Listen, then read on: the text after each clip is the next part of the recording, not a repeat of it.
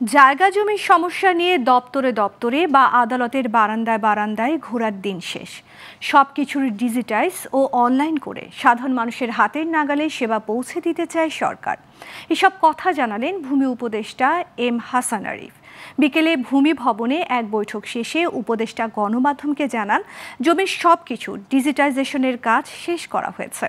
এখন মামলা ও আদালতের বিচারিক প্রক্রিয়ার সাথে তথ্য প্রযুক্তির সম্পৃক্ততা বাড়ানোর কৌশল খোঁজা হচ্ছে। বিস্তারিত মোহাম্মদ নুরুন নবীর প্রতিবেদনে। ঝগড়া বিবাদ আর আদালতে মামলার জট, এসবের প্রধানতম কারণ জমির মালিকানা নির্ধারণ। যুগের পর যুগ, এমনকি এক প্রজন্ম থেকে অন্য প্রজন্ম টানতে হয় জমি সংক্রান্ত মামলার বোঝা। বিরোধে থানা, পুলিশ, সালিশে সর্বশান্ত হয় মানুষ, আর কাগজপত্রের জটিলতায় হরহামেশা হয়রানি তো আছেই।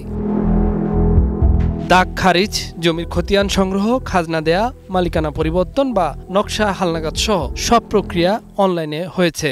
সেবাকে কিভাবে আরো সহজলভ্য ও ব্যবহার বান্ধব করা যায় সে কৌশল নিয়ে মঙ্গলবার অংশীজনদের সাথে বৈঠক করলেন ভূমি উপদেষ্টা। দুর্নীতি হয় কোথায়? যখন দুটো মানুষ মুখোমুখি হয়, একজন সার্ভিস দেয় আর একজন সার্ভিস প্রত্যাশী। তো যে সার্ভিস দেয় সে যদি দুর্নীতিপরায়ণ হয়, তাহলে সে যে প্রত্যাশী তাকে বাধ্য করা হয়।